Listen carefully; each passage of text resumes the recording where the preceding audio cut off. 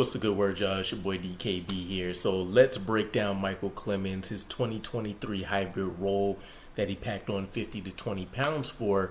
And let's see where we're at with it after finally finishing up the preseason.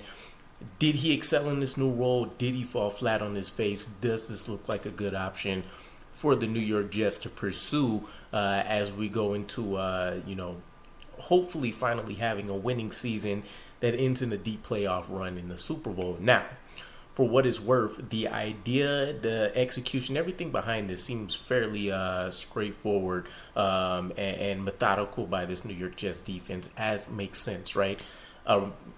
Defensive guru as best you can get these days, and Robert Saleh, a very capable defensive coordinator, and Jeff Ulbrich behind him, White Cotton on the defensive line.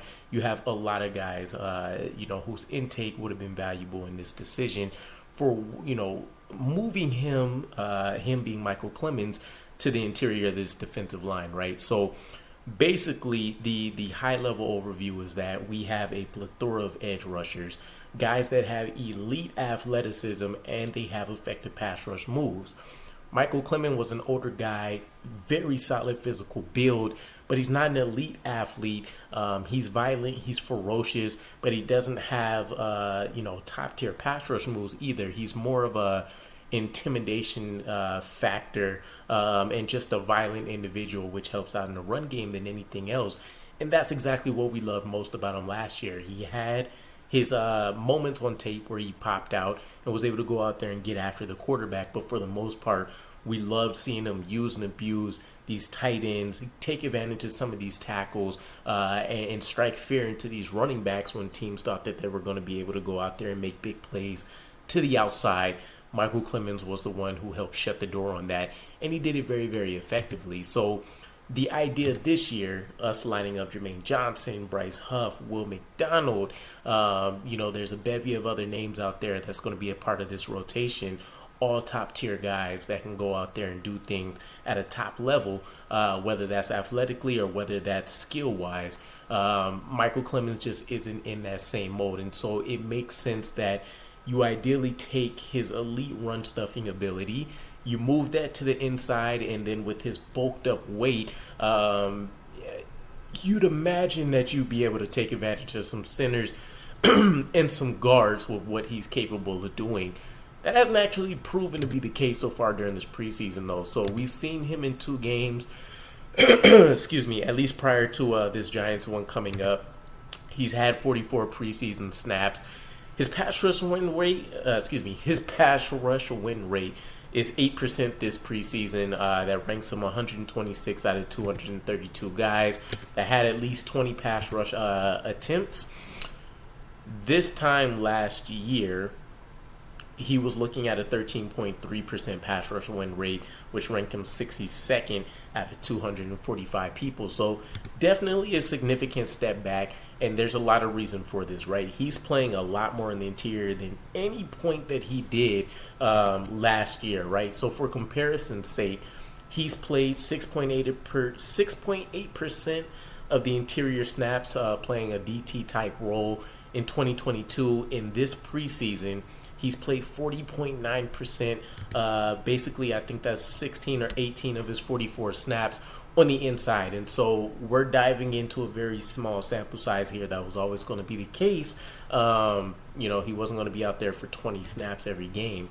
But in what he's done, we faced the obvious wall when you take a look at trying to change a player's role. Michael Clemons is a solid, well-built edge rusher who just doesn't have elite physical traits to get to the quarterback. He does an excellent job defending the run. You move him inside, even at his new weight of about 290-ish pounds, you're talking about him still facing centers and guards. Obviously, the schemes matter, but generally centers and guards that are playing at generally no less than like 297 pounds. So there's already a weight deficit there.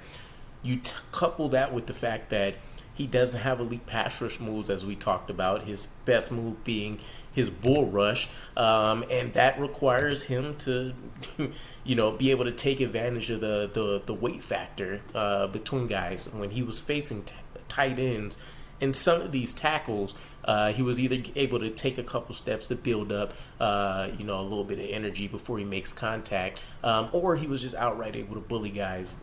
Plenty of tape out there on what he was doing to tight ends last year.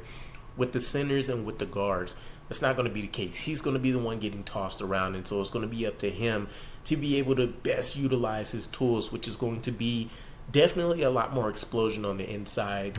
We talked about the RAS scores, how much he improves from being an edge rusher to being a little bit more of an elite guy at the defensive tackle spot, but you still need to have the skill set to operate in that. And so it's not 100% his fault, right? He didn't get a lot of this work last year, which means he's going to be doing a lot of on-the-fly, on-the-job training with working in the interior. It's a phone booth. It's probably not his best situation. So the violence and everything shows up on tape. But ultimately, you're looking at a guy that can get stalled or washed out of a lot of plays very quickly just because he's inexperienced in that role. And then again, he doesn't have a bunch of different moves that he can refer to try to get around things. So if he doesn't execute everything 100% perfect right now, there's little to no leeway for him to take advantage of what he can do on the inside. And so it's a tough situation for him to be in, right? The positives of what moving him inside was supposed to be was, again, supposed to be the explosiveness and the fact that he does have a pretty decent get-off time. We took a look at after that Browns game, Will McDonald, Bryce Huff, Jermaine Johnson leading the way. Anything from, I want to say Bryce Huff had like a 0.68 seconds to Jermaine Johnson having a 0.97 seconds, something like that. So it's noteworthy that Michael Clemons is getting off the line of scrimmage within 0.89 seconds.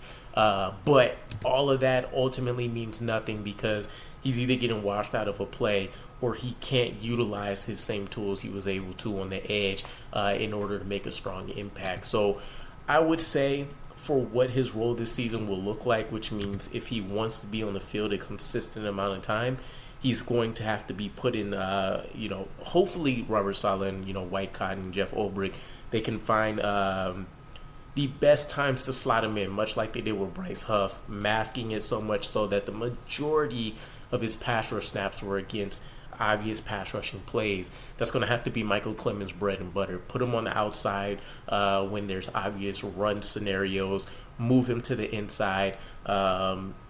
At that point, it won't really matter when and where per se, because he's not excelling in a pass rush department. He's not excelling necessarily in run stopping ability, but that'll at least allow him to continue to get his feet wet over the course of the season.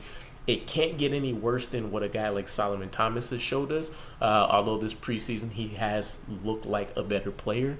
So it can't get much worse than that, which I guess is the floor that we're looking at.